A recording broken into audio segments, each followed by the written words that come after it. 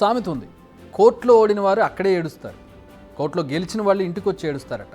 మామూలుగా కోర్టుల గురించి ఆలోచిస్తే ఇలాంటి మాటలే గుర్తొస్తాయి. ఎందుకంటే న్యాయం కోసం కోర్టులో పిటిషన్ వేస్తే ఆ తర్వాత కోర్టు చుట్టూ కచేరీలు చేయాలి, వాయిదాల మీద వాయిదాలు, ఆ తర్వాత తీర్పు, మళ్ళీ ఆ తీర్పు మీద తీర్పులు, ఇలా ఉంటుంది వ్యవహారం.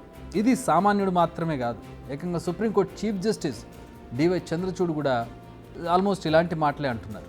ये मोटर एक्सीडेंट्स मामले जो होते हैं उसमें only the core of the dispute is तनख्वाह कितनी थी, how much was that person earning. Upon the claimed salary hike that the petitioner was seeking through the settlement, the initial increase so far would have been about 8 lakhs. Although the petitioner was entitled to an increase of 8 lakhs, she chose to settle for 5 lakhs in distress. This is also a problem which we see as judges. लोग इतना त्रस्त हो जाते हैं court के मामलों से, वो कोई भी सेटलमेंट चाहते हैं, बस यहाँ से दूर करा दीजिए, कोर्ट से दूर करा दीजिए हमें. कोई महिला है वो सोचती है कि मुझे यहाँ से दूर जाना है. The process is the punishment and that is a cause for concern for all of us as judges. So very often we say no, we will not allow this matter to be settled because a settlement reflects the pre-existing inequalities in society. So as judges we try and say that well, we will not settle it and we'll try and get you a better outcome. So Justice Vikram Nath, upon hearing the respondent's offer of only 1 lakh, Vikram said, I'm not going to accept this settlement. Ultimately, the bench, which was moved by the petitioner's plight, decided to award, with the consent of all parties, 6 lakhs as a lump sum in addition to what was previously awarded in the Lok Adalat. విన్నారుగా, CJ Chandrachud real ఎక్స్పీరియన్స్ను share చేసుకున్నారు. పరిహారం విషయంలో కోర్టుల చుట్టూ తిరిగేందుకు ఓపిక లేక ఓ వ్యక్తి ఎంత వీలైతే అంత ఇప్పించండి అంటూ సెటిల్మెంట్కి వచ్చేసాడట. అంటే కోర్టుల్లో న్యాయం జరుగుతుందనే నమ్మకం లేక ప్రజలు చివరికి ఇలా లోక్ అదాలత్లలో సెటిల్ చేసుకుంటున్నారని చెబుతున్నారు సిజే. ఆయన నోటి నుంచి ఇలాంటి వ్యాఖ్యలు రావడం మామూలు విషయం కాదు. ఎందుకంటే ఆయన సుప్రీంకోర్టు చీఫ్ జస్టిస్. ఆయన ప్రజల్లో కోర్టులపై ఉన్న అభిప్రాయాన్ని ఇది తెలుపుతుంది. అంతేకాదు, కోర్టుల్లో న్యాయం జరగదన్న నమ్మకం ప్రజల్లో పెరుగుతుందన్న భయాన్ని కూడా ఆయన తెలుపుతున్నారు. 75 ఏళ్ల సుప్రీంకోర్టు వారోత్సవాల్లో భాగంగా లోక్ అదాలత్ వీక్ని ఏర్పాటు చేశారు. ఈ మీటింగ్లో మాట్లాడుతూ చీఫ్ జస్టిస్ ఈ వ్యాఖ్యలు చేశారు. నిజానికి కోర్టు అంటేనే సామాన్యుడు భయపడతాడు. మనం కూడా చాలా చోట్ల వింటూనే ఉంటాం, కేసులు కోర్టులు ఎందుకు అని. మ్యాటర్ ఏదైనా ఉంటే మనం సెటిల్ చేసుకుందాం అని అంటుంటే వింటూనే ఉంటాం మనం.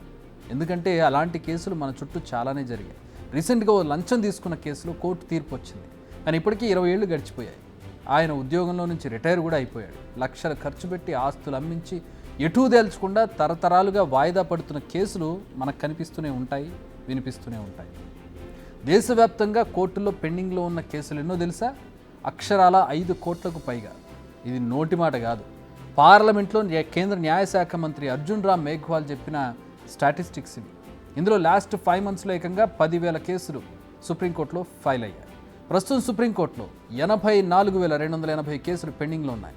ఇక ఓవరాల్గా జిల్లా సబార్డినేట్ కోర్టులో ఏకంగా 4,53,51,913 కేసులు పెండింగ్లో ఉన్నాయి. ఉత్తరప్రదేశ్లోనే 1,18,00,000 కేసులు పెండింగ్లో ఉన్నాయి. ఇది మన న్యాయశాఖ పరిస్థితి. నిజానికి కోర్టుల సంఖ్య అనుకున్నంత స్థాయిలో పెరగడం లేదు, జడ్జిల సంఖ్య కూడా అంత వేగంగా పెరగడం లేదు. ఈ విషయాలను పక్కన పెడితే కేసులను విచారించడానికి ఒక కాల పరిమితి లేదు. వాయిదాల మీద వాయిదాలు వేయడం, విచారణను పర్యవేక్షించడం, ట్రాక్ చేయడానికి తగిన ఏర్పాట్లు లేకపోవడం, కోర్టులో సరిపడా సౌకర్యాలు లేకపోవడం, కేసుల్లోని వాస్తవాలు తేల్చేందుకు ఇబ్బందులు ఎదురవడం, సాక్ష్యాలు, లిటిగేషన్లు, ఇలా 1,00,000 కారణాలు. వీటన్నింటినీ దాటుకుని కేసు కొలిక్కొచ్చి తీర్పు వచ్చే వరకు పుణ్యకాలం గడిచిపోతుంది. పోనీ తీర్పు వచ్చాకైనా ఆగుతుందా అంటే అది జిల్లా కోర్టు నుంచి హైకోర్టుకు, అక్కడ నుంచి సుప్రీంకోర్టుకు, ఇలా అనేక కోర్టులకు ప్రయాణిస్తుంది. నిజానికి న్యాయ వ్యవస్థ అంటే భయపడి చాలామంది బయట సెటిల్మెంట్లు చేసేసుకుంటారు. అలా ఉంటేనే పరిస్థితి ఎలా ఉంది. వీరందరూ కోర్టుకు వెళితే పరిస్థితి ఎలా ఉంటుందో ఊహించడానికే భయమేస్తోంది.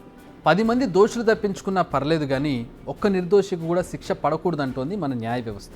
అందుకే ప్రతి విషయాన్ని కూలంకషంగా పరిశీలిస్తుంది. కానీ ఆ నియమాన్ని తమకు అనుకూలంగా మలుచుకుని ఉపయోగించుకునేవారే ఎక్కువ.